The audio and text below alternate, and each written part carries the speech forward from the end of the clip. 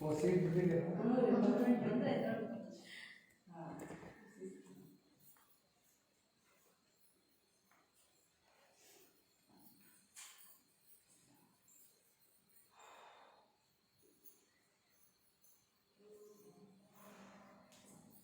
ಮಾಡೋಣ ಏನಮ್ಮ?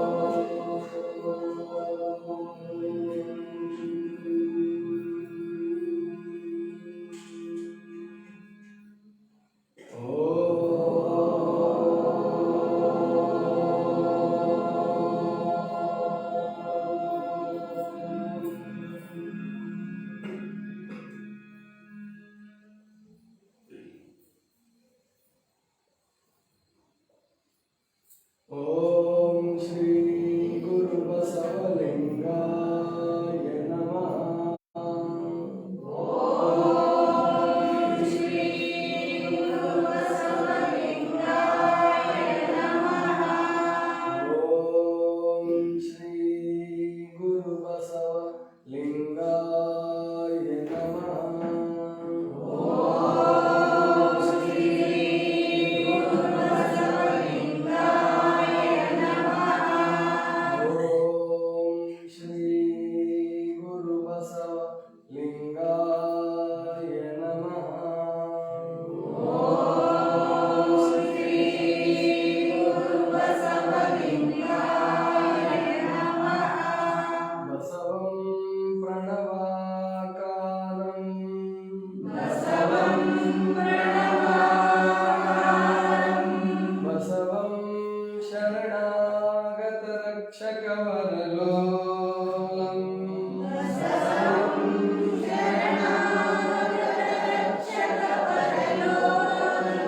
बसवं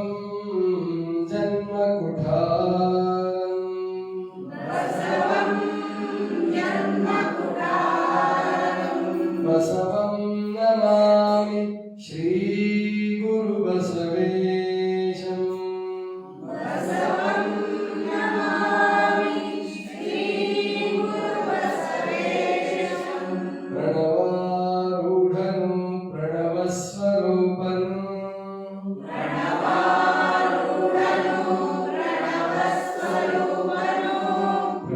प्रकृति सौज्ञं प्रणव षडंग समरसा ನಮ್ಮ ಕೂಡಲ ಸಂಗಮ ದೇವರು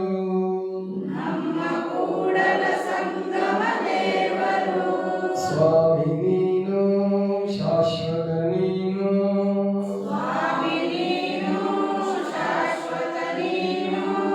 ಎತ್ತಿದೆ ಬಿರುದ ಜಗವೆಲ್ಲ ಅರಿಯಲು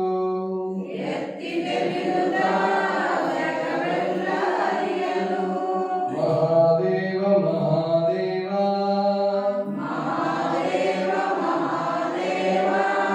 ಇಲ್ಲಿಂದ ಮುಂದೆ ಶಬ್ದವಿಲ್ಲ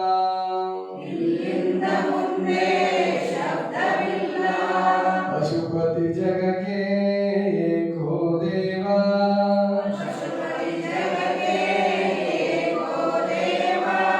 ಸ್ವರ್ಗ ಮಧ್ಯ ಪಾತಾಳದೊಳಗೆಲ್ಲ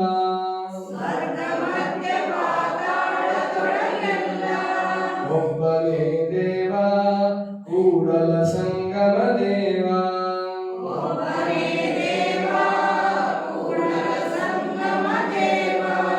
ಕರುವಿನಲ್ಲಿ ನಿರ್ಮೋಹ ಮನದಲ್ಲಿ ನಿರಹಂಕಾರ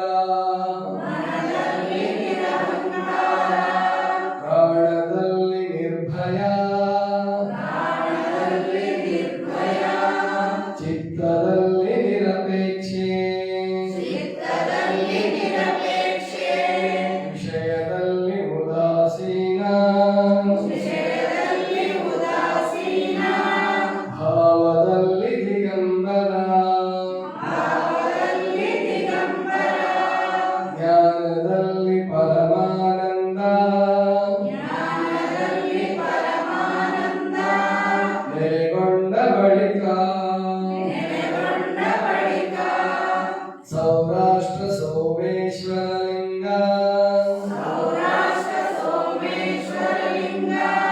ಬೇರಿಲ್ಲ ಕಾಣಿರು ಇವನಾರವ ಇವನಾರವ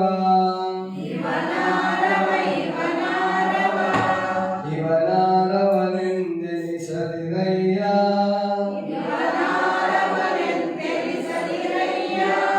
ಇವನಮ್ಮವ ಇವನಮ್ಮವ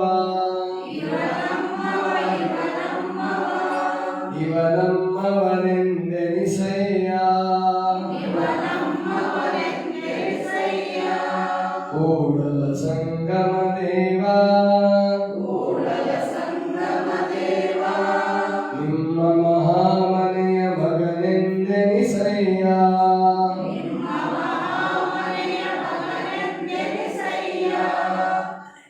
ಶ್ರೀ ಗುರು ಬಸವ ಲಿಂಗಾಯ ನಮಃ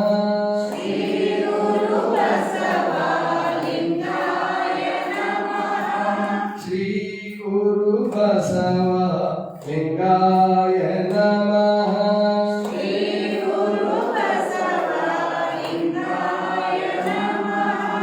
ಶ್ರೀ ಗುರು ಬಸವ ಲಿಂಗಾಯ ನಮಃ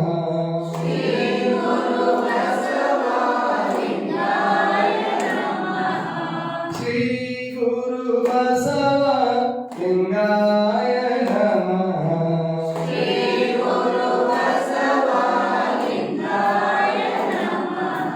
ಶ್ರೀ ಗುರು ಬಸವ ಲಿಂಗಾಯ ನಮಃ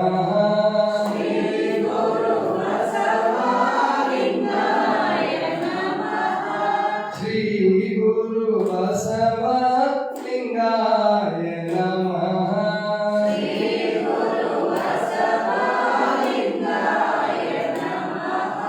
ಶ್ರೀ ಗುರು ಬಸವ ಲಿಂಗಾಯ ನಮಃ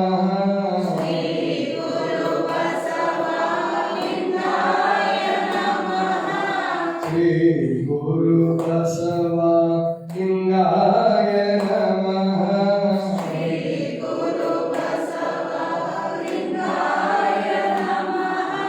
ಶ್ರೀ ಗುರು ಬಸವ ಲಿಂಗಾಯ ನಮಃ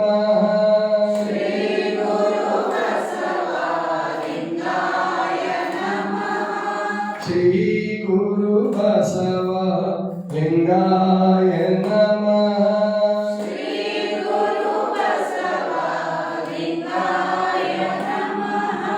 ಶ್ರೀ ಗುರು ಬಸವ ಲಿಂಗಾಯ ನಮಃ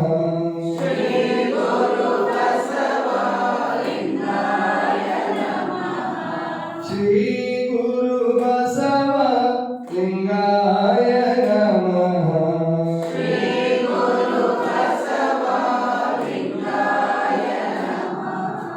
ಶ್ರೀ ಗುರು ಬಸವ ಲಿಂಗಾಯ ನಮಃ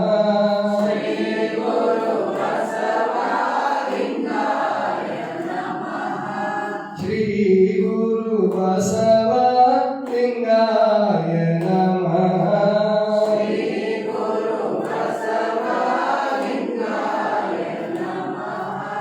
ಶ್ರೀ ಗುರು ಬಸವ ಲಿಂಗಾಯ ನಮಃ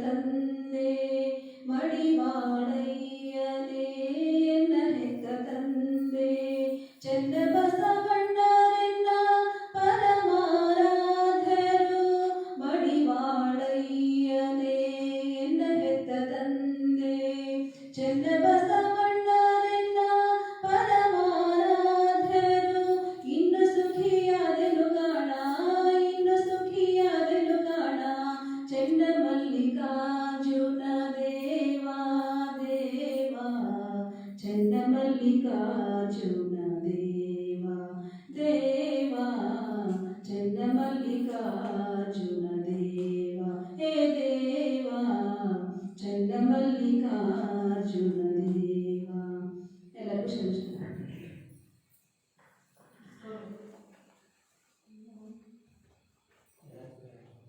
ಯಾವ ವಂಶಕ್ಕೆ ಹೋಗಿಸ್ತಾನೆ ಅಂತ ಕೊಟ್ಬಿಡು. ಹೇಳ್ರಿ ಯಾರು ನೆಕ್ಸ್ಟ್ ಆನ್ಸರ್ ಅಂತ ಹೇಳಿ ಪಟ್ನೆ ಹೇಳ್ರಿ. ಓಂ ಶ್ರೀ ಗುರು ಬಸವಲಿಂಗಾಯ ನಮಃ. ಅಜಂ ನಿರ್ವಿಕಲ್ಪಂ ನಿರಾಕಾರವೇಕಂ ಅಜಂ ನಿರ್ವಿಕಲ್ಪಂ ನಿರಾಕಾರಮೇಕಂ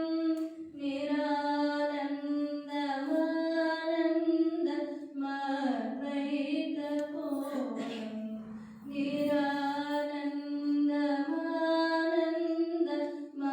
ನಿರಾನಂದಮಾನಂದಮದ್ವೈತಪೂರ್ಣಂ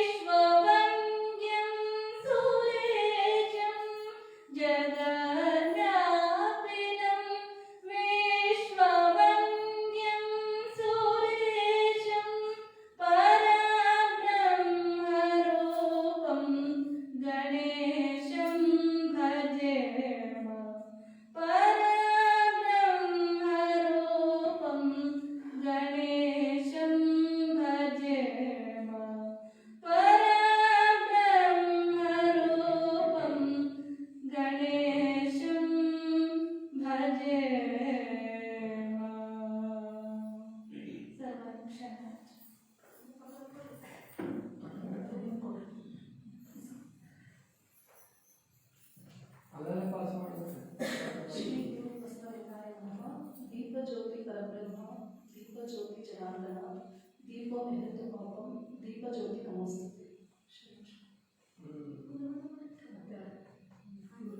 ಎಲ್ಲಿ ಮಲೈ ಮಕ್ಕಳು ಕೊಡು. ಓಂ ಶ್ರೀ ಗುರುಬಸವಲಿಂಗಾಯ ನಮಃ. ಜ್ಯೋತಿ ಬೆಳಗುವೆ ಶಾಂತ ಮೂರ್ತಿ ಸೂರೇಶನಿಗೆ ಚನ್ನವೀರ ಹೆಸರುವಾಸಿ ವೀರಭದ್ರನಿಗೆ ವಿದ್ಯವಾಚಕ ಶರಣ ಸೇವೆಗೆ ಒಲಿದು ಬಂದನು ಇಲ್ಲಿಗೆ ಗರ್ಭೂರಿನಲ್ಲಿ ನಾಗಭೂಷಣ ರಾಗಿ ಮೆರೆದ ಪರಶಿವಗೆ ಕಂಡೆ ಬಿರಿದು ಹಂಗೆ ಕುದಿಯಿತು ಚನ್ನವೀರನ ಶಕ್ತಿಗೆ ನಂದಿ ಸ್ಥಾಪಿಸಿದ ಆಳಿಸಿದ ಬೆಳಗಿರಿ ನಂದೀಶನಿಗೆ ಕೃಷ್ಣೆಯನ್ನು ಲೀನಗೊಳಿಸಿದ ತೋರಿಸಿದ ಶಿವಲಿಂಗಗೆ ಸ್ವಾಮಿನಿಂತ ನೆಲವೇ ಲಿಂಗ ಬೆಳಗಿರಿ ರಾಮಲಿಂಗೇಶನಿಗೆ ಗ್ರಾಮ ದೇವತೆ ಊರ ಹೊರಗಿನ ನಾಗರಾಯಲ್ಲಮ್ಮನಿಗೆ ತನ್ನ ಸ್ಥಳವನ್ನು ಚನ್ನವೀರಗೆ ನೀಡಿದ ಮಹಾದೇವಿಗೆ ನಿತ್ಯ ಭಕ್ತರ ಸತ್ಯ ಭಕ್ತರ ಹೃದಯ ನಿವಾಸನಿಗೆ ಓಂ ಶ್ರೀ ಗುರುಬಸವಲಿಂಗಾಯ ಶರಣ.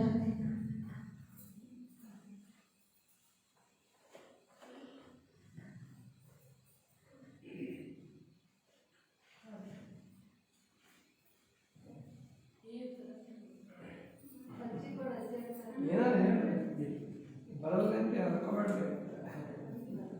ಇವ್ರೇನು ಹೇಳೋದು ನೀಲಮ್ಮ ಜಯಪ್ರಕಾಶ್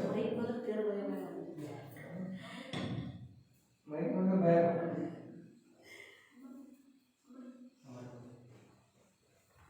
ಯಾಕೆಲ್ಲೋ ಮುಂದ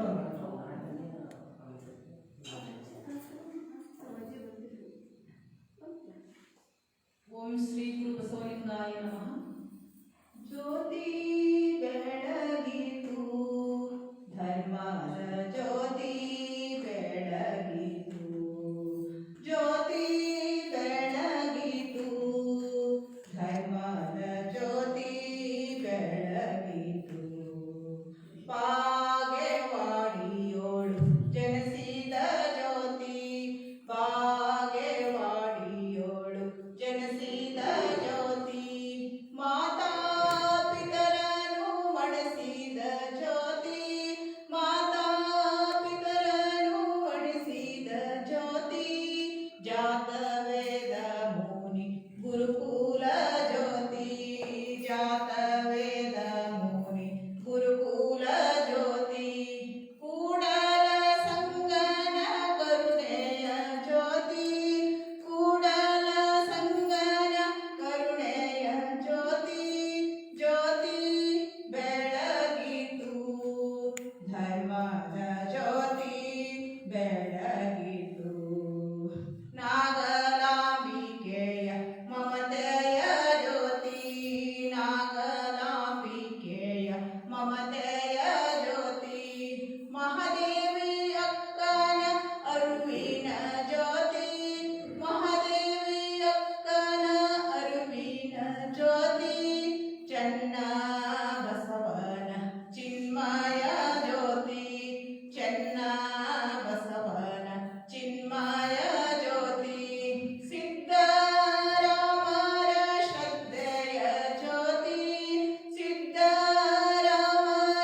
ಶ್ರದ್ಧೆಯ ಜ್ಯೋತಿ ಜ್ಯೋತಿ ಬೆಳಗಿತು ಧರ್ಮದ ಜ್ಯೋತಿ ಬೆಳಗಿತು ಜ್ಯೋತಿ ಬೆಳಗಿತು ಧರ್ಮದ ಜ್ಯೋತಿ ಬೆಳಗಿತು ಗಂಗಾಂಬಿಕೆಯ ಕಂಗಳ ಜ್ಯೋತಿ ಗಂಗಾಂಬಿಕೆಯ ಕಂಗಳ ಜ್ಯೋತಿ ನೀಲಾಂಬಿಕೆಯ ನಿರ್ಮಲ ಜ್ಯೋತಿ ನೀಲಾಂಬಿಕೆಯ ನಿರ್ಮಲ ಜ್ಯೋತಿ ಬಲದೇವ ಅರಸರ ಒಲವಿನ ಜ್ಯೋತಿ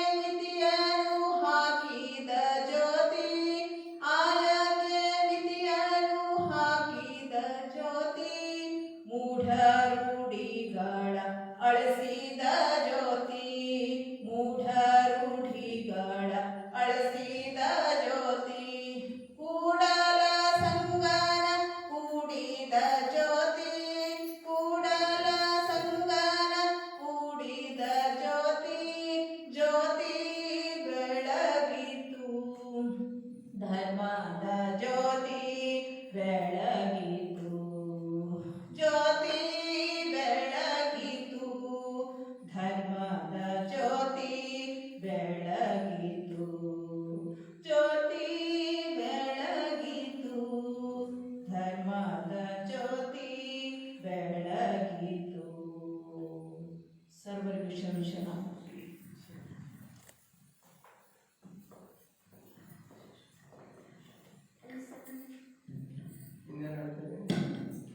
ಅಲ್ಲಿ ಸ್ವಲ್ಪ ಒಂದು ಚಾನ್ಸ್. Bluetooth connected.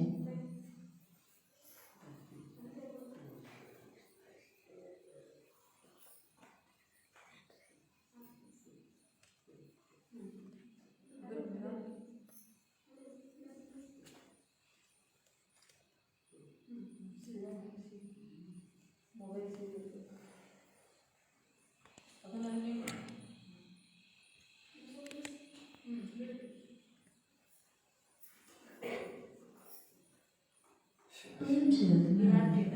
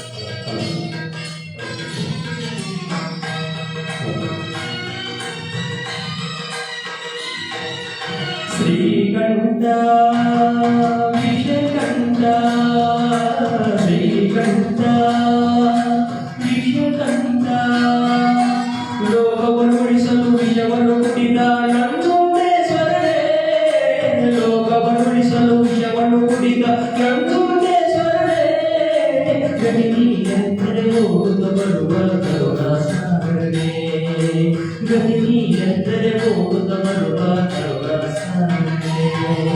ಶ್ರೀಕಂಠ ವಿಷಕಂಠ ಶ್ರೀಕಂಠ ವಿಷಕಂಠ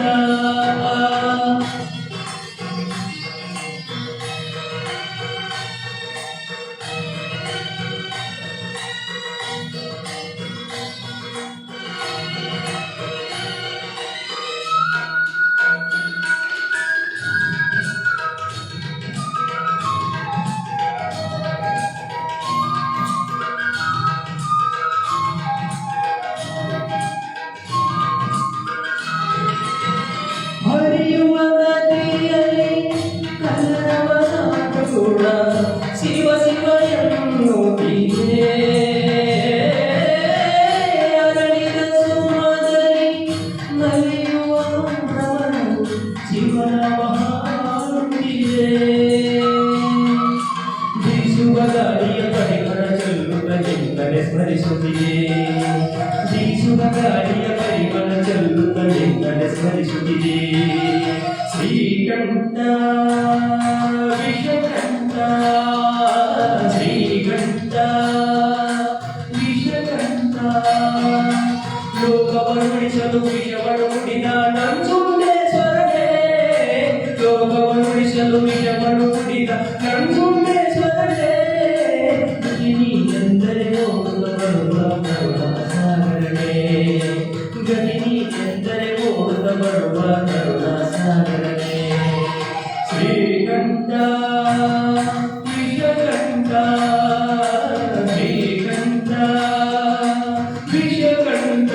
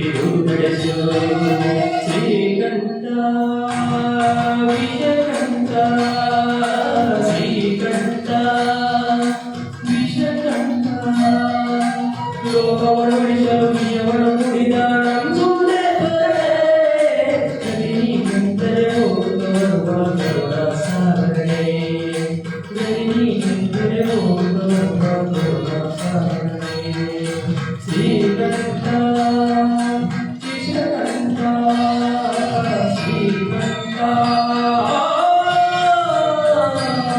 ವಿಶ್ವಕಂಠ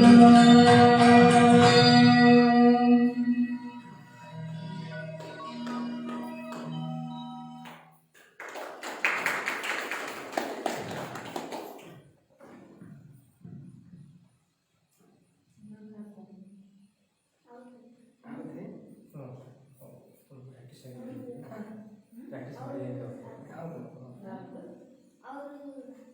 ಯಾವುದು ಇನ್ನೊಂದು ವರ್ಷ ಹಾಂ ಇನ್ನೊಂದು ಮೌತ್ ಪೀಸ್ ಇಲ್ಲ ನಮ್ದಿತ್ತಲ್ಲ ಮೌತ್ ಪೀಸ್ ಇತ್ತಲ್ಲ ಕಾರ್ಡ್ಲೆಸ್ ಆಗಲ್ಲ ಆಗ್ಬೋದು ಆಗತ್ತಾ ಇಲ್ಲ ಆಗಲ್ಲ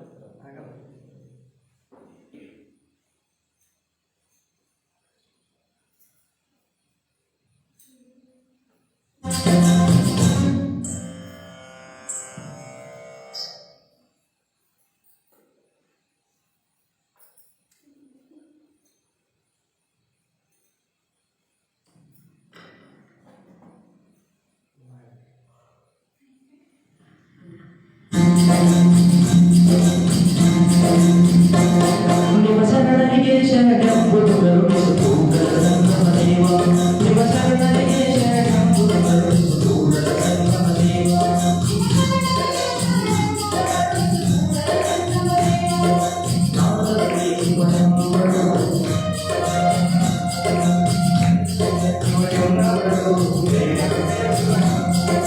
ನಾದಕ್ಕೆ ಶಿವನೆಂಬರು ನಾದಕ್ಕೆ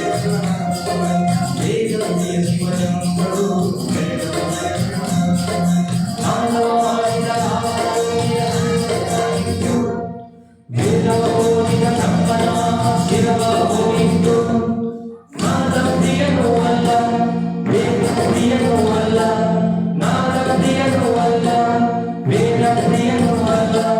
ಭಕ್ತಿ ಪ್ರಿಯನ ಕೂಡಲ ಸಂಗಮ ದೇವ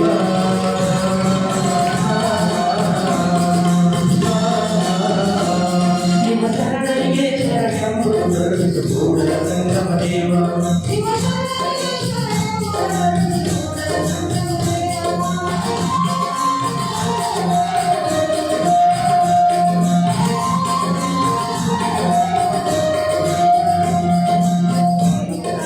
ಮಾಡಯ್ಯಂಚಿನ ಶಿರವಾಸೋಧನೆ ಮಾಡಯ್ಯಂಚಿನ ದೈವ ತಂಗಿಯ ಮಾಡಯ್ಯಂಚಿನ ಬೆರಳ ಕಟ್ಟಿಯ ಮಾಡಯ್ಯ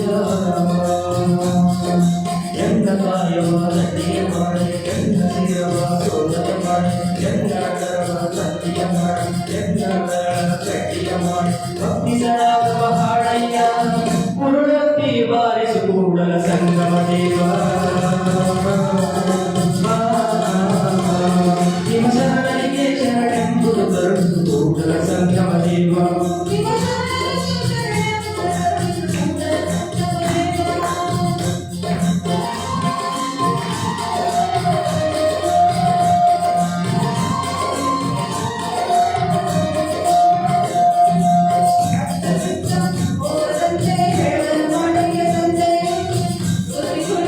ನೋಡದಂತೆ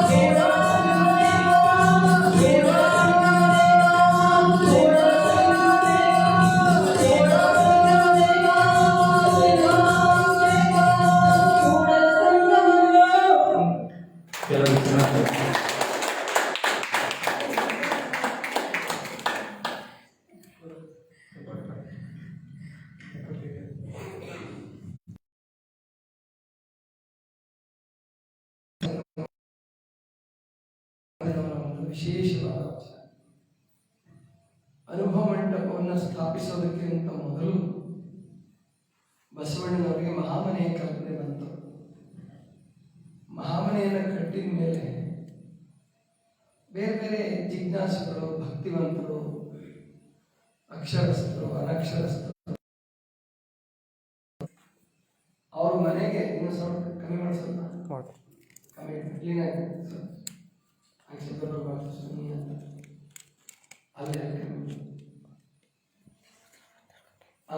ಇಂಥ ಸಂದರ್ಭದಲ್ಲಿ ಅವ್ರ ಮನೆಯೊಳಗಡೆ ಪ್ರವೇಶ ಕೊಟ್ಟಾಗ ಎಷ್ಟು ಸಂತೋಷ ಆಗಿರಬೇಕು. ಜನ ತುಂಬ ಚೆನ್ನಾಗಿ ಬರ್ತಿದ್ರು, ಆದರೆ ಅವ್ರಿಗೇನು ಹೇಳಕ್ ಬರ್ತಿರ್ಲಿಲ್ಲ. ಎಷ್ಟೋ ಜನ ಅನಕ್ಷರಸ್ಥರು ಬಂದವರಲ್ಲಿ ವಿದ್ಯಾಭ್ಯಾಸ ಶುರುವಾಯಿತು. ಅವರಿಗೆಲ್ಲ ಓದು ಬರಹ ಕಲಿಸ್ತಿದ್ರು. ಮೊದಲಿಗೆ ಬಂದ ಕೂಡಲೇ ಮಹಾಮನೆ ಒಳಗಡೆ ಓದು ಬರಹ ಕಲಿಸ, ಅದಕ್ಕೆ ಸಾಧು ಸಾಧು ಬಸವ ಓದು ಕಲಿಯಿತು ಜನ, ಹೋದಲ್ಲಿ ಹೊಸ ಮಾತು ಕೇಳಿದವು, ಮೇದಿನಿಗೆ ಬಂತು ಹೊಸ ಬೆಳಕು. ಯಾರೇ ಬಂದರೂ ಕೂಡ ಅಲ್ಲಿ ಓದು ಬರಹ ಕಲಿಸೋದು. ಕಸ ಗುಡಿಸೋ ಸತ್ಯಕ್ಕೆ ಇರ್ಬೋದು, ಕೃಷಿ ಮಾಡ್ತಕ್ಕಂಥವ್ರು ಇರ್ಬೋದು, ಗೊಗ್ಗವಿ ಇರ್ಬೋದು, ಸುಳ್ಳೆ ಸಂಕವ ಇರ್ಬೋದು, ಯಾರೇ ಇರಲಿ ಎಲ್ಲರಿಗೂ ಮೊದಲು ಓದು ಬರಹ ಕಲಿಸ್ತಿದ್ರು. ಸರಿ, ಎಲ್ಲರೂ ಹಾಡಬೇಕು, ಮಾತಾಡಬೇಕು ಅಂತ ಆಸೆ ಇರ್ತಿತ್ತು, ಏನು ಹೇಳಕ್ ಬರ್ತಿರ್ಲಿಲ್ಲ. ಅದಕ್ಕೆ ಎಷ್ಟು ಒಳ್ಳೆ ಅವಕಾಶ ಕೊಡ್ತಾರೆ, ಎಷ್ಟು ಧೈರ್ಯ ತುಂಬ್ತಾರೆ ಬಸವಣ್ಣನವರು ಅಂದರೆ, ಆಳಿಗೊಂಡಿಹರೆಂದು ಅಂಜನದೇಕೆ. ಆಳಿಕೊಳ್ಳೋದು ಅಂದರೆ ತಿರಸ್ಕಾರ ಮಾಡೋದು. ನೀನೇನ ಭಕ್ತಿಗೀತೆ ಅಥವಾ ಶ್ಲೋಕ ಅಂತಂದ್ರೆ ವೇದದ್ದು, ಉಪನಿಷತ್ತು, ಶ್ರುತಿದು, ಆಗಮದ್ದು, ಪುರಾಣದ್ದು ಹೇಳಬೇಕು. ಅದು ಬಿಟ್ಬಿಟ್ಟು ಯಾವ್ಯಾವುದೇ ಹೇಳಕ್ ಹೋದ್ರೆ ಒಪ್ತಿರ್ಲಿಲ್ಲ ಜನ. ಆದ್ರಿಂದ ನಾಸ್ತಿಕವಾಡಿ ನಾಚಲದೇಗೆ. ಅವರು ಯಾರೋ ನಿನ್ನ ಉಪಯೋಗ ಇಲ್ಲದ ಹೇಳ್ತಾ ಇದೆಯಲ್ಲ ಅಂತ ನಾಚಬೇಡ. ಹಂಗೆ ಯಾರು ಅಂತಾರೆ ಅಂತ ನಾಚಬೇಡ. ತಿರಸ್ಕಾರ ಮಾಡ್ತಾರೆ ಅಂತೇಳಿ ನೀನು ಆಳಿಕೊಂಡು ಅಂಜಬೇಡ. ನೀನು ಹೇಳಿದ ದೇವ್ರದ್ದಲ್ಲ, ಅದು ಉಪಯೋಗ ಇಲ್ಲದ್ದು ಅಂತ ಹೇಳ್ತಾರೆ ಅಂತ ನಾಚಬೇಡ. ಏನೂ ಅರಿಯನೆಂದು ಮೌನಗೊಂಡಿರಬೇಡ. ಮಾತಾಡೋದು ಕಲಿಸಿದ್ರು ನೋಡ್ರಿ ಬಸವಣ್ಣವರು, ಮಾತಾಡೋದು ಕಲಿಸಿದ್ರು. ಬಾಯಿ ಇದ್ದವ್ರಿಗೆ ಬಾಯಿ ಕೊಟ್ಟರು. ಅದಕ್ಕೆ ಸಿದ್ದರಾಮೇಶ್ವರರು ಒಂದು ಕಡೆ ಹೇಳ್ತಾರೆ, ಕಣ್ಣಿಲ್ಲದವರಿಗೆ ಕಣ್ಣು ಕೊಟ್ಟೆ ಬಸವ, ಕಾಲಿಲ್ಲದವರಿಗೆ ಕಾಲು ಕೊಟ್ಟೆ ಬಸವ. ಇನ್ನು ಕಣ್ಣಿಗೆ ಕಾಲಿಗೆ ನೀನೇ ಮೂಲ ಬಸವ, ಕಪಿಲ ಸಿದ್ಧ ಮಲ್ಲಿಕಾರ್ಜುನ.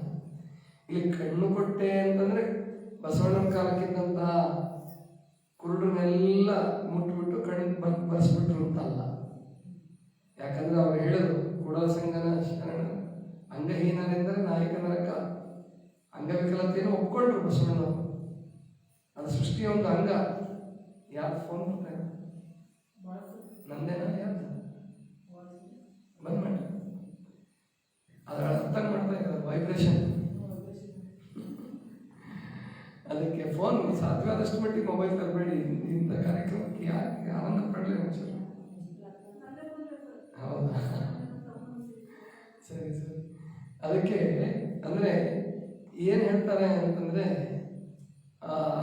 ಈ ಕಣ್ಣು ಕೊಟ್ಟರು ಬಸವಣ್ಣವರು ಅಂತಂದ್ರೆ ಅರ್ಥ ಜ್ಞಾನದ ಕಣ್ಣು ಕೊಟ್ಟರು. ಕಾಲು ಕೊಟ್ಟರು ಬಸವಣ್ಣ ಅಂತಂದ್ರೆ ಆಚಾರವನ್ನು ಕಲಿಸಿದ್ರು. ಕಣ್ಣು ಅಂದ್ರೆ ಜ್ಞಾನದ ಸಂಕೇತ, ಕಾಲು ಅಂದ್ರೆ ಆಚಾರದ ಸಂಕೇತ. ನಿಮ್ಮ ಸದ್ಭಕ್ತರ ಪಾದವನಲ್ಲಿ ಮಹಾಪದವಿಯನ್ನು ಕರುಣಿಸು ಅಂತ ಕೇಳ್ಕೊಂತಾರೆ ವಚನದಲ್ಲಿ. ಅಲ್ಲಿ ನಿಮ್ಮ ಸದ್ಭಕ್ತರ ಪಾದವನ್ನು ಅರಿಯೋದು ಅಂದ್ರೆ, ಅಲ್ಲಿ ಪಾದ ಅಂದ್ರೆ ಬಹಿರಂಗದ ಪಾದ ಅಲ್ಲ. ಬಹಿರಂಗದ ಪಾದ ದರ್ಶನ ಮಾಡಕ್ಕೆ, ನೋಡಕ್ಕೆ, ಅರಿಯೋದಕ್ಕೆ ಅದಕ್ಕೇನು ಬೇಕಾಗಿಲ್ಲ, ಬಹಳ ಸಾಹಸ ಬೇಕಾಗಿಲ್ಲ. ನೋಡ್ಬಿಡ್ಬೋದು, ಯಾರು ಬೇಕಾದ್ರೂ ನೋಡ್ಬೋದು, ಯಾರು ನಮಸ್ಕಾರ ಮಾಡ್ಬೋದು, ಅದೇನು ದೊಡ್ಡದಲ್ಲ. ಈ ಪಾದ ಅಂದ್ರೆ ಆಚಾರದ ಸಂಕೇತ, ನಡತೆಯ ಸಂಕೇತ, ಸನ್ನಡತೆಯ ಸಂಕೇತ. ಅದನ್ನ ಕಲಿಸೋದು ಬಸವಣ್ಣ ಎಲ್ರಿಗೂ ಕೂಡ. ಒಂದ್ ಕಡೆ ಕೀಳರಿಮೆಯಿಂದ ಕೆಡ್ತಿದ್ರು ಜನ. ನಮಗೇನಪ್ಪ, ನಮಗೆ ದೇವರಿಲ್ಲ, ಧರ್ಮ ಇಲ್ಲ, ಏನಿಲ್ಲ, ನಾವು ಹೇಗೆ ಬದುಕಿದ್ರೇನು ಅನ್ನೋದು ಒಂದ್ ಕಡೆ ಆಗಿದೆ. ಇನ್ನೊಬ್ರು ಮೇಲರಿಮೆಯ ಕಾರಣಕ್ಕಾಗಿ ಅಹಂಕಾರದಿಂದ ಕೆಡ್ತಿದ್ರು. ಅವ್ರು ಕೆಡ್ತಿದ್ರು. ಮೇಲ್ ನೋಡಕ್ ಮಾತ್ರ ಚಂದಾಗಿ ಮಡಿ ಅಂದ್ಕೊಂಡು ಒಳಗಡೆ ದುರ್ವ್ಯವಹಾರಗಳು, ದುರಾಚಾರಗಳನ್ನು ಮಾಡ್ಕೊಳ್ತಕ್ಕಂಥ ಅದನ್ನ ಬಸವಣ್ಣರು ಒಪ್ಪಲಿಲ್ಲ. ಅದಕ್ಕೆ ಏನಾರ ಹೇಳಿ ಏನಾರ ಮಾಡಿ ಮೊದಲು ಮಾತನಾಡಿ. ಅದಕ್ಕೆ ನಿಮಗೆಲ್ಲ ಯಾಕೆ ವಚನ ಹೇಳಿಸೋದು, ಹಾಡು ಹೇಳಿಸೋ ಸಂಪ್ರದಾಯ ಇಟ್ಟಿದ್ದೀವಿ ನಾವು ಅಂದರೆ ರಾತ್ರಿ ಸಂಜೆ ಮುಂದೆ ಶಿವಾತ್ಮದಲ್ಲಿ ಕೊನೆಗೆ ನೀವು ಏನಾದರೂ ಹೇಳಿ ನಾವು ಒಪ್ಕೊಳ್ತೀವಿ ಅಂತ ಹೇಳ್ತೀನಿ. ಯಾಕಂದರೆ ಇಲ್ಲಿ ನಾವು ನಿಮ್ಗೆಲ್ರಿಗೂ ಒಂದು ವಾರದಲ್ಲಿ ನಮ್ಮ ತತ್ವವನ್ನು ಕಲಿಸೋಕ್ಕಾಗಲ್ಲ. ಅದಕ್ಕೋಸ್ಕರ ನೀವು ಬಂದಿರಲ್ಲ, ಆರೋಗ್ಯಕ್ಕೋಸ್ಕರ ಬಂದಿರ್ತೀರ. ನಿಮಗೆ ಏನಾದರೂ ಹೇಳಿ ಬಾಯಿ ಬಿಡಿ. ಈಗ ನಮ್ಮ ಚೈತ್ರಕ್ಕ ಬಂದಾಗ ಬಾಗಲಕೋಟೆಯಿಂದ ಆಕೆ ಹಾಡ್ತಾರೆ, ಮಂಗಳಾರತಿ ಹಾಡ್ತಾರೆ, ದೇವ್ರ ಬಗ್ಗೆ ಹಾಡ್ತಾರೆ. ಹಾಡಲಿ, ಮೊದಲು ಭಕ್ತಿ ಏನಾದ್ರು ಬರಲಿ. ಭಕ್ತಿನೇ ಹೋಗಿರ್ತಕ್ಕಂಥ ಕಾಲ ಇದು. ಬಸವಣ್ಣನ ಕಾಲಕ್ಕೂ ನಾವು ಸ್ವಲ್ಪ ಈಗ ನಾವು ಆಲೋಚನೆ ಮಾಡಬೇಕಾಗಿದೆ. ಭಕ್ತಿಯೇ ಕಳ್ಕೊಂಡು ಕೇವಲ ಮನುಷ್ಯ ಏನು ಅಂತರ್ಜಾಲದಲ್ಲಿ ಆಧುನಿಕ ಜಾಲದಲ್ಲಿ ಮುಳುಗೋಗ್ಬಿಟ್ಟಿದ್ದಾನೆ. ಇವಾಗ ಇವ್ರನ್ನ ಹೊರಗೆ ತೆಗೆದು ದೂರದರ್ಶನದ ಧಾರಾವಾಹಿಯಿಂದ ಬಿಡಿಸಿ ಸ್ವಲ್ಪ ಒಳಗೆ ಚಿಂತನೆ ಮಾಡಕ್ಕೆ ಹಚ್ಚಬೇಕಾಗಿದೆ. ಇವಾಗ ಎಲ್ಲರತ್ರ ಮೊಬೈಲ್ ಇದೆ, ಎಲ್ಲರತ್ರ ಪೆನ್ ಡ್ರೈವ್ ಇದೆ, ಮೆಮೊರಿ ಕಾರ್ಡ್ ಇದೆ, ಬೇಕಾದ ಕೇಳ್ಬೋದು, ಬೇಕಾದ ಹಾಡ್ಬೋದು ಇವತ್ತು. ಅದಕ್ಕೆ ನೀವು ಭಕ್ತಿ ಗೀತೆಗಳನ್ನು ಪ್ರಾರಂಭ ಮಾಡಿ. ಅವು ಮಾತ್ರ ಶಾಂತಿ ಕೊಡಬಲ್ಲವು ನಿಮಗೆ. ಎಲ್ಲ ರೇಡಿಯೋ ಆನ್ ಮಾಡಿದರೆ, ಟಿವಿ ಆನ್ ಮಾಡಿದರೆ ಚಿತ್ರಗೀತೆಗಳು ಅವೇ ಬರ್ತವೆ. ಅವೆಲ್ಲ ಕೆಟ್ಟದ್ದೇ ಬರ್ತದೆ, ಸಿನಿಮಾದೇ ಬರ್ತದೆ, ಅದೇನು ದೊಡ್ಡದಲ್ಲ. ಅವನ್ನೆಲ್ಲ ಬಿಟ್ಟು ಮನಸ್ಸನ್ನು ಸ್ವಲ್ಪ ಶಾಂತಗೊಳಿಸ್ತಕ್ಕಂಥ, ಮನಸ್ಸನ್ನು ಅರಳಿಸ್ತಕ್ಕಂಥ ಗೀತೆಗಳು ಬೇಕಾಗಿದೆ ಅಂತ ಒಂದು ಸಂದರ್ಭವನ್ನು ನಾವು ನಿರ್ಮಾಣ ಮಾಡಬೇಕಾಗಿದೆ. ಮಕ್ಕಳಿಗೆ, ತಾಯಂದರಿಗೆ, ವಯಸ್ಸಾದಂಥವರಿಗೆಲ್ಲ. ಆ ಕಾರಣಕ್ಕಾಗಿ ಬಸವಣ್ಣವರು ಅವತ್ತು ಮಾತಾಡೋದು ಕಲಿಸಿದ್ರು, ಹಾಡೋದು ಕಲಿಸಿದ್ರು. ಇವತ್ತು ನಾವು ಬಹಿರಂಗದಲ್ಲಿರ್ತಕ್ಕಂಥ ಎಕ್ಸ್ಟ್ರಾವರ್ಟ್ ಅಂತ ಹೇಳ್ತಾರೆ. ಅವ್ರು ನೀವು ಇಂಟ್ರಾವರ್ಟ್ ಮಾಡಬೇಕಾಗಿದೆ. ಅಂದರೆ ಒಳಮುಖಿಗಳನ್ನಾಗಿ, ಅಂತರ್ಮುಖಿಗಳನ್ನಾಗಿ ಮಾಡಬೇಕಾಗಿದೆ. ಆವಾಗ ಮಾತ್ರ ನಿಮ್ಗೆ ಶಾಂತಿ ಸಿಕ್ಕುತ್ತೆ. ಹೊರಗಡೆನೇ ಇದ್ರೆ, ಹೊರಗಡೆನೇ ಕೇಳ್ತಿದ್ರಿ, ಹೊರಗಡೆನೇ ನೋಡ್ತಿದ್ರಿ, ಶಾಂತಿ ಸಿಗಲ್ಲ, ಆನಂದ ಸಿಗಲ್ಲ. ಯಾವ ಮಾತ್ರೆ ತಗೊಂಡ್ರು, ಯಾವುದೇನೇ ಮಾಡಿದರೂ ಕೂಡ ನಿಮಗೆ ಆನಂದ ಸಿಗಬೇಕಾದ್ರೆ, ಸಂತೋಷ ಆಗಬೇಕಾದ್ರೆ ಸ್ವಲ್ಪನಾದರೂ ಅಂತರ್ಮುಖಿಗಳಾಗಬೇಕು. ಇವತ್ತು ಸಂಗೀತ, ಚಿತ್ರಕಲೆ, ನರ್ತನ ಕಲೆ ಇಂಥವೆಲ್ಲ ಇದಾವಲ್ಲ, ಇವು ಯಾಕೆ ಮನುಷ್ಯನಿಗೆ ಸಂತೋಷ ಕೊಡ್ತವೆ ಅಂದರೆ ಅವು ಅಂತರ್ಮುಖಿಗಳನ್ನಾಗಿ ಮಾಡ್ತಾರೆ. ಅವು ಕಾನ್ಸಂಟ್ರೇಟ್ ಮಾಡಬೇಕಾಗತ್ತೆ. ಅವ್ನು ಮಾಡಬೇಕಾದ್ರೆ ಅವ್ರು ಖುಷಿ ಇರ್ತಾರೆ, ಸಂತೋಷಗಳಾಗಿರ್ತಾರಂತ ಕಲಾವಿದರುಗಳು. ಅವ್ರಿಗೆ ಯಾರಿಗೆ ಸಂತೋಷ ಸಿಗಲ್ಲೋ ಅವ್ರು ಕೆಲವು ದುಷ್ಟಕ್ಕೆ ಬಿದ್ದಿರ್ತಾರೆ ಅಷ್ಟೇ, ಅತಿ ಬಯಸಕ್ಕೆ ಹೋಗಿ, ಅತಿ ಆಸೆ ಮಾಡೋಕ್ಕೆ ಹೋಗಿ. ಆದರೆ ಸಾಮಾನ್ಯವಾಗಿ ದೇವರಿಗೋಸ್ಕರ ಕಲೆಯನ್ನು ದೇವರ ಆರಾಧನೆಯನ್ನು ಕಂಡ್ರೆ ಕಲೆಯಲ್ಲಿ ಅದು ನಮಗೆ ಬಹಳ ಸಂತೋಷವನ್ನು ಕೊಡುತ್ತೆ. ಅದಕ್ಕೋಸ್ಕರವಾಗಿ ನೀವು ಯಾರು ಸಂಕೋಚ ಪಟ್ಕೋಬೇಡಿ. ನಿಮಗೆ ಏನು ಬರುತ್ತೋ ಅದನ್ನು ಹೇಳಿ. ಆ ದೇವ್ರ ಬಗ್ಗೆ ಈ ದೇವ್ರ ಬಗ್ಗೆ ಅಂತಲೂ ನಾವು ಕೇಳಲ್ಲ. ನಿಮ್ಗೆ ಯಾವುದಾದ್ರೂ ಹೇಳಿ, ಒಟ್ಟು ಸಂತೋಷ ಪಡಿ, ಬಾಯಿ ಬಿಡಿ. ಇದು ಬಸವಣ್ಣನ ಕೆಲಸ. ಆಮೇಲೆ ನೀವು ಒಬ್ಬೊಬ್ಬರೇ ಇದ್ದಾಗ ಓದೋದು, ಜೊತೆಗೆ ಸ್ವಲ್ಪ ಏನಾದರೂ ಹಾಡೋದು, ಅಥವಾ ಕೇಳಿದ್ದನ್ನೇ ಮತ್ತೆ ಹಾಡೋದು, ಮತ್ತೆ ಕೇಳಿದ್ದೆ ಈ ಬೆಳಿಗ್ಗೆ ಸಂಜೆ ವಚನಗಳನ್ನೆಲ್ಲ ಹಚ್ತಿರ್ತೀವಿ, ಮೈಕಲ್ಲಿ ಹತ್ತಿರ್ತಾರಲ್ಲ, ಅದನ್ನೇ ಮತ್ತೆ ಬಂದಂಥ ವಚನಗಳನ್ನೇ ಗುಣಗುಣಿಸೋದು. ಅದು ಮನುಷ್ಯನಿಗೆ ಆರೋಗ್ಯ ಕೂಡ ಚೆನ್ನಾಗಿ ಮಾಡುತ್ತೆ. ಅದಕ್ಕೆ ಮಹಾದೇವಕ್ಕವರು ಭಾಳ ಚೆನ್ನಾಗಿ ಹೇಳ್ತಾರೆ. ಅವರು ಒಂದು ಕಡೆ ಎಲ್ಲ ಯಾವುದೋ ಶರಣರು ಬರುತ್ತೆ, 10 ಕಳೆಯೋದಕ್ಕಿಂತ ಹಾಡಿ ಕಳೀರಿ. ಅಂದರೆ 10 ದುಃಖ ಕಳ್ಕೋಬೇಕು ಅಂತ ನಾವು ಪ್ರಯತ್ನ ಪಡ್ತೀವಲ್ವ, ಅದರ ಬದಲು ಆ ದುಃಖದಲ್ಲೇ ಪರಮಾತ್ಮನನ್ನು ಪ್ರಾರ್ಥಿಸೋದು. ಆ ಪರಮಾತ್ಮನ ಬಗ್ಗೆ ಹಾಡಬೇಕಾದ್ರೆ, ಪರಮಾತ್ಮನ ಬಗ್ಗೆ ನಾವು ಪ್ರಾರ್ಥನೆ ಮಾಡಬೇಕಾದ್ರೆ, ಆ ನಾಮ ನುಡಿಬೇಕಾದ್ರೆ ಆ ದುಃಖ ಸ್ವಲ್ಪನಾದ್ರೂ ಕಮ್ಮಿ ಆಗಲೇಬೇಕಾಗುತ್ತೆ. ಅಂದರೆ ಮಾತ್ರ ಅಲ್ಲಿ ಕಾನ್ಸಂಟ್ರೇಷನ್ ಬರ್ತದೆ. ಅಲ್ಲಿ ಏನು ಬರ್ತದೆ? ದುಃಖ ಬರ್ತದೆ, ಸೋಲು ಬರ್ತದೆ, ಅಪಮಾನ ಬರ್ತದೆ, ಜಿಗುಪ್ಸೆ ಅಂತ ಬರ್ತದೆ. ಅದು ಕೂಡ ಒಂದು ಹುಟ್ಟುಗುಣನೇ ಜಿಗುಪ್ಸೆ. ಜಿಗುಪ್ಸೆ ಅಂದರೆ ಗೊತ್ತಾ? ಬೇಜಾರು ಅಂತಿರಲ್ಲ. ಈ ಕಡೆ ಮನಗುಂಡಿ ಕಡೆ ಬೇಜಾರಾಗಿದೆ ಅಂದರೆ ಸುಸ್ತಾಗಿದೆ ಅನ್ನೋದು ಬೇಜಾರನ್ನು ಬಳಸ್ತಾರೆ. ಈ ಕಡೆ ಹಳ್ಳಿ ಜನರು ಬೇಜಾರಾಗಿದೆ ಅಂದರೆ ಕೆಲಸ ಮಾಡಿ ಸುಸ್ತಾಗಿರ್ತಲ್ಲ, ಆಯಾಸ ಆಗಿರುತ್ತೆ, ಅದಕ್ಕೂ ಬೇಜಾರನ್ನು ಬಳಸ್ತಾರೆ. ಆದರೆ ವಾಸ್ತವಿಕವಾಗಿ ಬೇಜಾರು ಅಂದರೆ ಜಿಗುಪ್ಸೆ. ಏನೆಲ್ಲ ಇದೆ, ಯಾವುದರಲ್ಲೂ ಸಮಾಧಾನ ಇಲ್ಲ, ಇದು ಜಿಗುಪ್ಸೆ. ಇದು ಕೂಡ ಹುಟ್ಟುಗುಣನೇ. ಅದೇ ಮುಂದೆ ಅದೇ ಉದಾತ್ತೀಕರಣವನ್ನು ವೈರಾಗ್ಯ ಆಗುತ್ತೆ. ಎಲ್ಲದರಲ್ಲೂ ಜಿಗುಪ್ಸೆ ಬಂದು ಪರಮಾತ್ಮನಲ್ಲಿ ಭಕ್ತಿ ಬಂದರೂ ಅದೇ ವೈರಾಗ್ಯ. ಅದೇ ಕೆಟ್ಟದ್ದು ಅಂತಲ್ಲ, ಅದು ಕೂಡ ಒಂದು ಹುಟ್ಟು ಗುಣವೇ, ಜಿಗುಪ್ಸೆ ಕೂಡ ಒಂದು ಹುಟ್ಟು ಗುಣವೇ. ಆದರೆ ಆ ಜಿಗುಪ್ಸೆ ಏನಾದರೂ ಜಾಸ್ತಿ ಆದ್ರೆ ಆತ್ಮಹತ್ಯೆ ಮಾಡ್ಕೊಂತಾರೆ ಕೆಲವರು. ಅದು ಪರಮಾತ್ಮನ ಬಗ್ಗೆ ಭಕ್ತಿ ಬರದೇ ಹೋದರೆ, ಪರಮಾತ್ಮನ ಬಗ್ಗೆ ಪರಮಾತ್ಮನ ಅಸ್ತಿತ್ವದಲ್ಲಿ ವಿಶ್ವಾಸ ಇದೆ ಹೋದರೆ ಮತ್ತು ಕಷ್ಟವನ್ನು ಸಹಿಸ್ಕೊಳ್ಳೋಕ್ಕಾಗದೆ ಆತ್ಮಹತ್ಯೆ ಮಾಡ್ಕೊಳ್ಳೋವಂಥದ್ದು ಜಿಗುಪ್ಸೆಯಿಂದನೇ ಮಾಡ್ಕೊಳ್ತಕ್ಕಂಥದ್ದು. ಅದಕ್ಕೆ ಈ ಹುಟ್ಟು ಗುಣಗಳನ್ನೆಲ್ಲ ಮೆಟ್ಟಿ ನಿಲ್ತಕ್ಕಂಥ ಕಲೆಯನ್ನು ಶರಣರು ಕಲಿಸಿದರು. ಕಾಮವನ್ನು ಭಕ್ತಿಯನ್ನಾಗಿ ಪರಿವರ್ತಿಸಿದ್ರು, ಕ್ರೋಧವನ್ನು ಕರುಣೆಯನ್ನಾಗಿ ಪರಿವರ್ತನೆ ಮಾಡ್ಕೊಳ್ಳೋಕೆ ಹೇಳ್ಕೊಟ್ರು, ಲೋಭವನ್ನು ಔದಾರ್ಯವನ್ನಾಗಿ ಪರಿವರ್ತನೆ ಮಾಡೋದು ಹೇಳ್ಕೊಟ್ರು, ಮೋಹವನ್ನು ನಿರ್ಲಿಪ್ತತೆಯಾಗಿ ಪರಿವರ್ತಿಸಿದ್ರು, ಅಹಂಕಾರವನ್ನು ಕಿಂಕರತೆಯಾಗಿ, ಮತ್ಸರವನ್ನು ವಿಶಾಲ ಮನೋಭಾವನೆ, ವಸುದೈವ ಕುಟುಂಬಕಂ.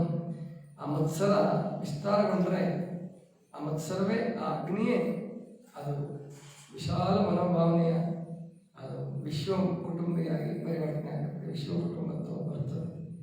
ಹೀಗೆ ಇದು ನಾವು ಮಾಡಬೇಕಾದಂಥ ಸಾಧನೆ ಇವತ್ತು. ಯಾಕಂದರೆ ಈ ಆಧುನಿಕ ಕಾಲದಲ್ಲಿ ಮನುಷ್ಯ ಎಲ್ಲವನ್ನೂ ನೋಡ್ಬಿಟ್ಟ. ಟಿ ವಿ ನೋಡಾಯಿತು, ಇಂಟರ್ನೆಟ್ ಬಳಸೆ ಆಯಿತು, ಎಲ್ಲದೂ ಬಂದಿದೆ. ಪ್ರಾಯಶಃ ಇನ್ನು ಮುಂದೆ ಆತ್ಮಹತ್ಯೆಗಳು, ಭಯದಿಂದ ಸಾಯೋದು, ಪಕ್ಕದವ್ರಿಗೆ ರೋಗ ಬಂದು ಇವರೇ ಸತ್ತೋಗ್ಬಿಟ್ಟಿರ್ತಾರೆ ಅಂತ ಕಾಲ. ಕೊರೋನಾದಲ್ಲಿ ಹಂಗೆ ಆಗಿದೆ. ಅಮೆರಿಕಾದಲ್ಲಿ, ಇಟಲಿಯಲ್ಲಿ, ಇಂಗ್ಲೆಂಡಲ್ಲಿ ಯಾಕೆ ಜಾಸ್ತಿ ಆಯಿತು ಅಂತಂದರೆ ಪಕ್ಕದ ಮನೆಗೆ ಕೊರೋನಾ ಬಂದರೆ ಇವ್ರ ಮನೆಗೆ ಸಾಯಿಸೋದು ಆಗ್ಬಿಟ್ಟು ಭಯದಿಂದನೇ ಜಾಸ್ತಿ ಆಗೋಗ್ಬಿಟ್ಟು. ಅದಕ್ಕೆ ನಾವು ಅಂತರ್ಮುಖಿಗಳಾಗೋದು ಮಾತ್ರ ಧೈರ್ಯವನ್ನು ಬೆಳೆಸಬೇಕಂಥದ್ದು. ಜೊತೆಗೆ ನಮ್ಮ ಗುರಿ ಚೆನ್ನಾಗಿರಬೇಕು. ಬರೀ ಹಣ ಗಳಿಸೋದೇ ಗುರಿ ಆದರೆ, ಬರೀ ಜೀವನ ಮಾಡೋದೇ ಗುರಿ. ಅವರು ಪಾಶ್ಚಿಮಾತ್ಯರಲ್ಲಿ ಬಹಳ ಜನ ಹೆಂಗಿದ್ದಾರೆ ಅಂದರೆ, ಯಾಕಪ್ಪ ದುಡಿತಾ ಇದ್ದಾರೆ ನೀವು ಅಂದರೆ, ಶನಿವಾರ ಭಾನುವಾರ ರಜೆ ಸಿಗುತ್ತೆ, ಅದಕ್ಕೆ ಅವತ್ತು ಎಂಜಾಯ್ ಮಾಡೋಕ್ಕೆ ರಜೆ ಸಿಗುತ್ತೆ. ಶನಿವಾರ ಭಾನುವಾರ ವೀಕೆಂಡ್ ಅಂತ ಹೇಳ್ತಾರೆ. ವೀಕೆಂಡ್ ಹೋಗೋದು, ಚೆನ್ನಾಗಿ ಮಜಾ ಮಾಡೋದು, 5 ದಿವಸ ದುಡಿಯೋದು, 2 ದಿವಸ ಕಳೆಯೋದು. ಇದೇ ಜೀವನದ ಗುರಿ ಬಹಳ ಜನರಲ್ಲಿ. ಇದು ಗುರಿ ಅಲ್ಲ. ಅಥವಾ ಇನ್ಯಾರನ್ನೋ ಒಬ್ಬನ ನೋಡಿ ಇನ್ನೂ ನಾನು ಗಳಿಸ್ಬೇಕು, ಇದು ಗುರಿ ಅಲ್ಲ. ಗುರಿ ಏನಪ್ಪ ಅಂದರೆ ಈ ಹುಟ್ಟು ಗುಣಗಳನ್ನು ಮೆಟ್ಟಿ ನಿಲ್ಲೋದು, ಪಶುತ್ವವನ್ನು ಮೆಟ್ಟಿ ನಿಲ್ಲೋದು, ಪಶುತ್ವವನ್ನು ಮೀರಿ ಮಾನವತ್ವವನ್ನು ಅಳವಡಿಸ್ಕೊಳ್ಳೋದು, ಮಾನವೀಯತೆಯನ್ನು ಅಳವಡಿಸ್ಕೊಳ್ಳೋದು, ಕಡೆಗೆ ದೇವರೇ ತಾನಾಗೋದು. ಇದು ಬಸವಣ್ಣವರು ಸಾಧಿಸಿದ್ದು. ಸಾಮಾನ್ಯರನ್ನು ಕೂಡ ಅಸಾಮಾನ್ಯ ಸಾಧನೆ ಕಡೆಗೆ ಬಸವಣ್ಣವರು ಸಾಗಿಸ್ಕೊಂಡು ಹೋದರು, ಕರ್ಕೊಂಡು ಹೋದರು. ಆದ್ದರಿಂದ ನಮ್ಮ ಗುರಿಯೂ ಕೂಡ ಅಷ್ಟೇ. ಆರೋಗ್ಯ ಅನ್ನುವಂಥದ್ದು ಒಂದು ಮೆಟ್ಟಿಲು ಅಷ್ಟೇ. ಆರೋಗ್ಯ, ಉಪವಾಸ ನಿಮ್ಮನ್ನು ಮೊದಲು ಔಷಧಿ ಮಾತ್ರೆಗಳನ್ನು ಬಿಡಿಸೋದಕ್ಕೆ ನಮ್ಮ ಪ್ರಯತ್ನ. ಆನಂತರ ನಿಮ್ಮಲ್ಲಿರ್ತಕ್ಕಂಥ ಆ ರೋಗ ನಿರೋಧಕ ಶಕ್ತಿ ಹೆಚ್ಚಾಕೊಂತ ಒಳಗಡೆ ಇರ್ತಕ್ಕಂಥ ವಿಲ್ ಪವರ್ ಹೆಚ್ಚಾಗಿ ಇಚ್ಛಾಶಕ್ತಿ ಬರಬೇಕು. ಇಚ್ಛಾಶಕ್ತಿ ಬಂತು ಅಂದರೆ ಸ್ಪಿರಿಚುವಲ್ ಪವರ್ ಬರೋಕ್ಕೆ ಶುರುವಾಗುತ್ತೆ. ಇವೆಲ್ಲ ಒಂದಕ್ಕೊಂದಕ್ಕೆ ಸಂಬಂಧ ಇದೆ, ರಿಲೇಟೆಡ್ ಇವು. ಆದ್ದರಿಂದ ಮೊದಲು ಔಷಧಿ ರಹಿತ ಬದುಕನ್ನು ನಾವೆಲ್ಲ ಅಳವಡಿಸ್ಕೊಳ್ಳೋಣ ಅಂತ ಹೇಳ್ತಾ, ಇದಿಷ್ಟು ಇವತ್ತಿನ ಚಿಂತನೆ. ನಾಳೆ ಬೆಳಗ್ಗೆ 5:45 ಮತ್ತೆ ಭೇಟಿಯಾಗೋಣ. ಸರ್ವರಿಗೂ ಶರಣ.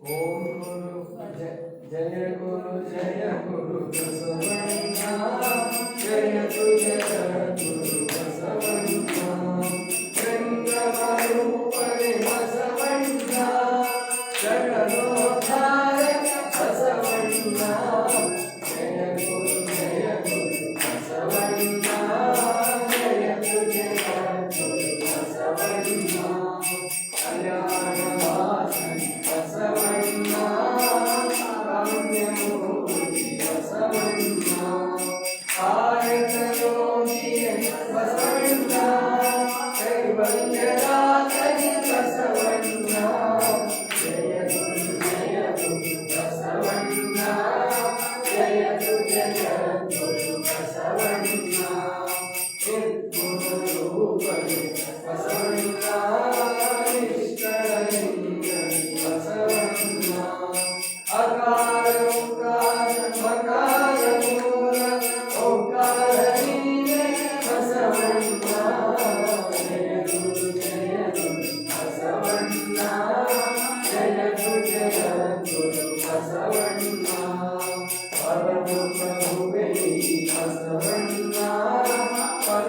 ಪಾವನೆ ಬಸವಣ್ಣ ಭಕ್ತರ ಪ್ರಾಣನೆ ಬಸವಣ್ಣ ಭವ ಭಯ ತಾರಕ ಬಸವಣ್ಣ ಜಯ ಗುರು ಬಸವಣ್ಣ ಜಯ ಗುರು ಜಗದ್ಗುರು ಬಸವಣ್ಣ ಶಂಕರ ನೀನೆ ಬಸವಣ್ಣ ಶಂಕರ ನೀನೆ ಬಸವಣ್ಣ ಪಂಕುಮಾನ ಮಗವನ್ನು ಹರಿಸಿದ ಮನೆಮಣಿಗೆ ಬಸವಣ್ಣ ಜಯ ಗುರು ಬಸವಣ್ಣ ಜಯ ಗುರು ಜಗದ್ಗುರು ಬಸವಣ್ಣ ಅಣುವಿನೊಳಗೆ ಅಣುವಣ್ಣ ಪಾದೊಳಗೆ ಮಹಾರಣ್ಣ ಶರಣರ ಹೃದಯ ನಿವಾಸನೆ ನಮ್ಮ ವೇದನೆ